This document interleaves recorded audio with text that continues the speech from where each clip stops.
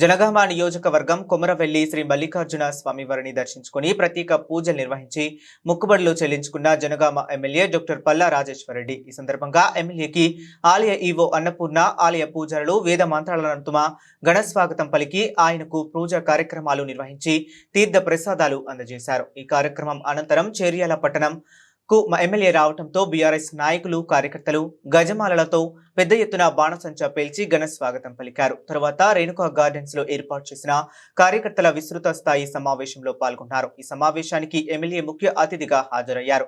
ఈ కార్యక్రమానికి పెద్ద ఎత్తున అభిమానులు, నాయకులు, కార్యకర్తలు, ప్రజలు పాల్గొన్నారు।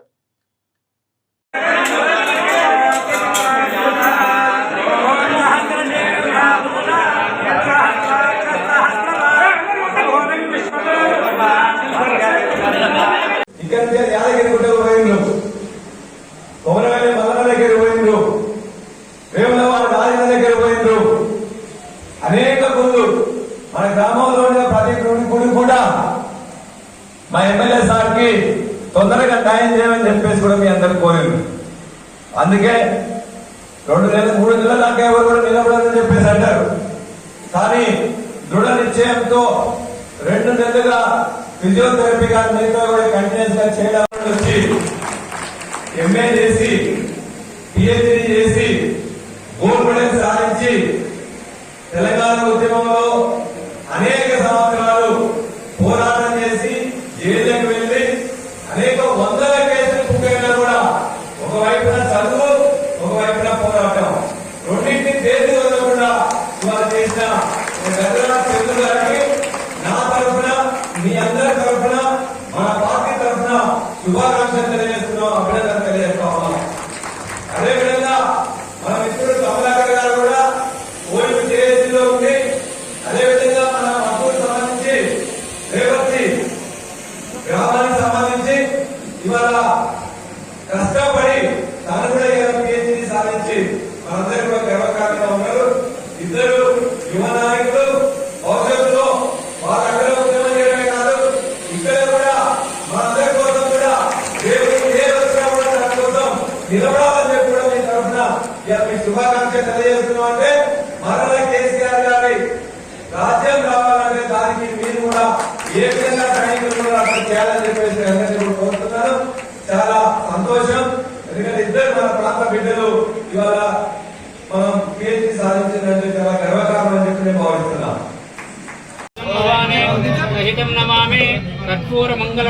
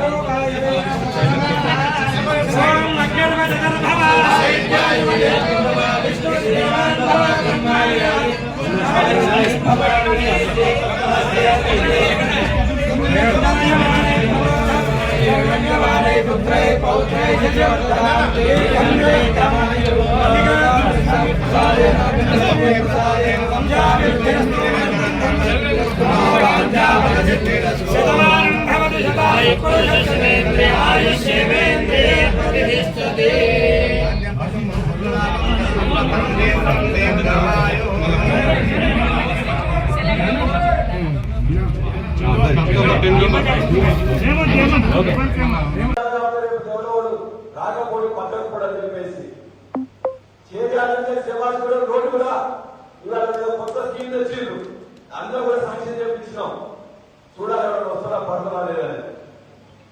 ఒక దిక్కున చిన్న చిన్న బిల్స్ కూడా 2 లక్షలు, 3 లక్షలు, 4 లక్షలు ఎంపీటీసీలు, సర్పంచులు, చిన్న చిన్న కాంట్రాక్టర్లు పనిచేసే వాళ్ళందరూ కూడా బిల్లులు వేయట్లే। 2 సంవత్సరాలు అయింది, ₹1 కూడా వేయట్లే। కట్టే మట్టి రొట్టె మీద వేయలే, ఒక్క చెక్కాలు కట్టలే, ఒక్క చెరువు బాగు చేయలే। ఎందుకు నీ రాజ్యం? ఎవరి కోసం? 2 సంవత్సరాలు ఏం చేస్తున్నావు? జనగామ నియోజకవర్గ ప్రజలు, చేయాల నియోజకవర్గ ప్రజలు ఈ రాష్ట్రంలో లేదా? ఇక్కడే కాదు, ఎక్కడే లేట్లే, ఎక్కడా ఒక్క కొత్త రోడ్లు దేవుడు పాత రోడ్లు కూడా చేసింది లేదు. మేము పోగానే మాట్లాడుతున్నారు సార్ మీకు డబ్బులు వచ్చినాయి పెడతామని చెప్పేసి అయినా పంచాయతీరాజ్ దగ్గర పోయి రోడ్లు పెట్టి ఇచ్చిన, ఆర్ఎంపీ వాళ్ళ దగ్గర పెట్టి ఇచ్చిన, ఐటీడీఏ వాళ్ళ దగ్గర పోయి రోడ్డు పెట్టి ఇచ్చిన, హ్యాండ్ రోడ్స్ అని చెప్పేసి అందరూ పెట్టి ఇచ్చిన, బరాబర్ జనగామ కూడా తెలంగాణలో ఉన్నది, నా హక్కుగా నాకు కావాలని చెప్పి బరాబర్ కొట్లాడుతున్నట్టు తెస్తున్నా. కానీ ఎవరు కూడా పట్టుకోవట్లేదు. అంటే ఈ ప్రభుత్వం మీద నమ్మకం లేదు, ముఖ్యమంత్రి మీద నమ్మకం లేదు, ఫైనాన్స్ మినిస్టర్ మీద నమ్మకం లేదు, ఈ ఆర్ఎంపీ టీఆర్ మినిస్టర్ మీద నమ్మకం లేదు. మాకు పైసలు రావాలని పట్టుకోబట్టాలి. అటువంటి దురవస్థలో ఉన్నది ఇవాళ ప్రభుత్వం. ఇంకోటి అప్పులు ఎక్కువ చేసిండు, అప్పులు ఎక్కువ చేసింది కేసీఆర్ అన్నారు. ఏం తప్పు చేసిందండి ఇలా రేవంత్ రెడ్డి ఏమన్నా డబ్బు కొడుతుంటే పక్కనే కాళేశ్వరం బీజేపీ ఎంపీలు ఉన్నారు, మన పక్కనే బీజేపీ ఎంపీ ఉంటాడు. ఆయన అడిగిండు రేవంత్ రెడ్డి ఏం చేసినా కూడా కిషన్ రెడ్డి కానీ బండి సంజయ్ కానీ తానా అంటే తందానా, తానా అంటే తందానా, ఓ తాళం వేస్తే ఓ డబ్బు వేస్తే ఓ తాళం, అంతే కదా. వాళ్ళనే అరే ఎంత అప్పు చేసింది కేసీఆర్ ప్రభుత్వం అని చెప్పేసి అడిగారు. కేసీఆర్ నేను ఇక్కడ పెట్టచ్చు, ఆ కేంద్ర ప్రభుత్వం చెప్పిందని చెప్పేసి ఆ కేంద్ర ప్రభుత్వం పార్లమెంట్ మొన్నే చెప్పిండ్రు 2014 నుంచి 2023 వరకు కేసీఆర్ ప్రభుత్వం చేసిన అప్పు 3,80,000 కోట్లు. ఎంత? 3,80,000 కోట్లు. మరి రేవంత్ రెడ్డి చేసిందంటే 20 నెలల్లో 2 లక్షల కోట్లు. నువ్వేం కట్టినావు? మేము కాళేశ్వరం కట్టినాం, కొండపోచమ్మ కట్టినాం, రంగనాథ్ సార్ కట్టినాం, మల్లన్న సార్ కట్టినాం, అన్నపూర్ణ సార్ కట్టినాం, ఇక్కడ గంధమల్ల కట్టినాం, దేవాలయ కట్టినాం, అదేవిధంగా సమర్థ సార్ కట్టినాం, సీతమ్మ సార్ కట్టినాం, లోయర్ మానేరు కట్టినాం, అప్పర్ మానేరు కట్టినాం. నువ్వేం కట్టినావు? నువ్వు కట్టగా ఒకటే కట్టినావు. ఒక 4 కోట్లు పెట్టి ఒక చిన్న చెక్ డ్యామ్ కడితే అది మొత్తం చెక్ డ్యామ్ కట్టి కూడా ఒక మొత్తం మీటింగ్ లేవర్ కట్ట నియోజకవర్గంలో 4 కోట్లు పెట్టి ఒక చెక్ డ్యామ్ కట్టాలి. ఎక్కడైతే అవపడలేదు, చెక్ డ్యామ్ కట్టినా కూడా ఎక్కడ కట్టినా కూడా అవపడంగా వెళ్ళిపోయాడు. మాకు 2 పిల్లర్లు పడతలేదు మీరు అంటున్నావే, నువ్వు కట్టింది ఎక్కడ పోయి? ఇవాళ పెద్ద పెద్ద పనులన్నీ మొత్తం కూడా ఆంధ్ర కాంట్రాక్టర్లే తీసుకుంటున్నారు. మనం ఉన్నప్పుడు సగం మంది ఆంధ్ర కాంట్రాక్టర్లు ఉంటే ఇప్పుడు 100% కాంట్రాక్టర్లు వాళ్ళే వచ్చారు. మనం ఉన్నప్పుడు ఆంధ్ర సగం ఎందుకు వచ్చిండ్రు? వారికే లైసెన్స్ ఉన్నాయి, మనకి లైసెన్సులు లేవు. మనకి ఎందుకంటే 10 లక్షలు, 20 లక్షలు, 30 లక్షలు సాయం చేసింది. 20 లక్షలు ఉంటే 2 కోట్ల వరకు ఇవ్వన్నాం. 100 కోట్ల పనుల కాంట్రాక్టర్ పడదామని తెలంగాణ లేదు. మనం తెలంగాణ కాంట్రాక్టర్ పెంచుకున్నాం. మన కొండపోచమ్మ కట్టేది తెలంగాణ కాంట్రాక్టరే. మన యాదగిరి గుట్ట అన్న చెప్తున్నాడు ఎట్లా కట్టిండు ఒకటి కట్టిందా ఏదైనా? అదే యాదగిరి గుట్టకు వచ్చి వాళ్ళు చెప్తున్నారు తప్ప ఒక గుడి కట్టలే, ఒక బడి కట్టలే. కట్టిన బడి కట్టిన ఊళ్ళ బడి లేదు, గుడి లేదు, నీళ్లు తెచ్చులేదు. మరి 2 లక్షల కోట్ల అప్పు చేసిండు. ఇవాళ వాళ్ళ మూర్తిని తగినట్టు అయింది. ఎంత తెచ్చినావు అప్పు, ఎంత తెచ్చినావు? ఈ భారతదేశంలో 29 రాష్ట్రాలు ఉంటే ఇందు నుంచే 4వ రాష్ట్రం మనది అప్పు ఇవ్వడంలో. ఇందు నుంచే 4వ రాష్ట్రం. రోజు మన మీద అబద్ధాలు చేస్తున్నారు.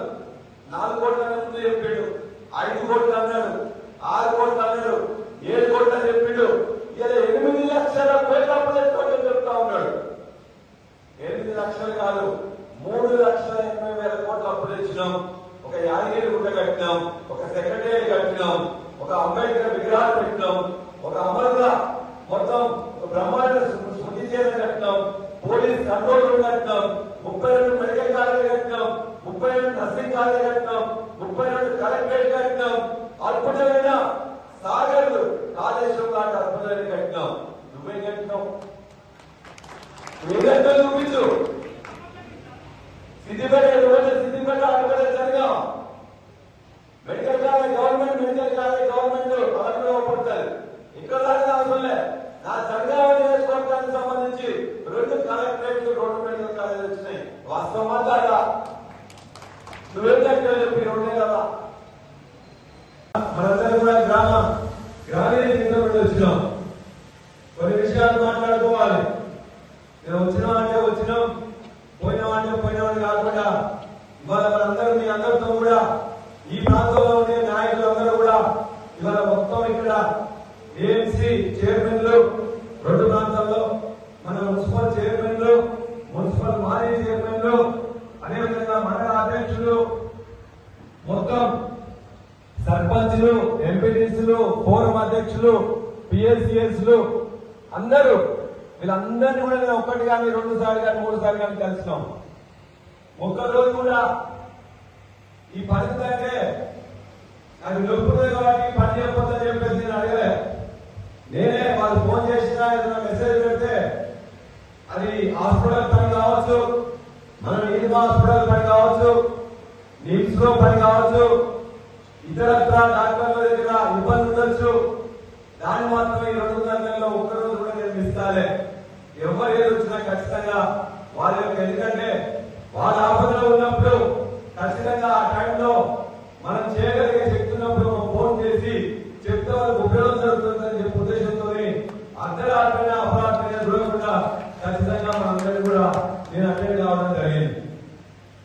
ఎడ్యుకేషన్ సంబంధించి కూడా మన యూనివర్సిటీలోనే కాదు ఇతర యూనివర్సిటీల్లో సర్టిఫికేట్ చేయకుండా, లేకపోతే సీట్ కావాలన్నా, ఫీజు తగ్గాలన్నా, హాస్టల్ ఫీజు కావాలన్నా, మన యొక్క గురుకులాలలో సీట్ కావాలన్నా, మిగతా అన్నింటిలో కూడా ఖచ్చితంగా అటెండ్ చేసి, ఎందుకంటే ఇది సమయం ఎప్పుడు చేసేది కాదు, ఇప్పుడు చేస్తేనే అటెండ్ అవుతున్న ఉద్దేశంతో అవన్నీ కూడా 100% అటెండ్ చేయడం జరిగింది.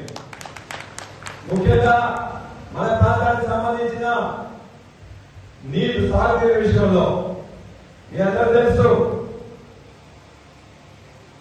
కేసీఆర్ గారు ఉన్న 10 సంవత్సరంలో తపాసుపల్లి ఎప్పుడైతే నిండడం మొదలైందో, కేసీఆర్ గారి ప్రభుత్వంలో 2003 డిసెంబర్ వరకు కూడా ఏనాడు కూడా లేని కాలే, కాలువల్లో నీరు రాకుండా లేలే, బచ్చన్నపేట గుడి చెరువులు ఎండలే, చేర్యాల పెద్ద చెరువు కానీ మిగతా కూడా నీళ్ళు లేకుండా ఎప్పుడు లేవు, మిగతా చెరువులలో నీళ్ళు లేకుండా లేవు.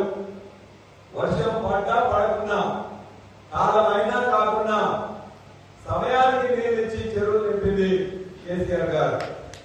మీరు అందరి కూర్చొని మాట్లాడతా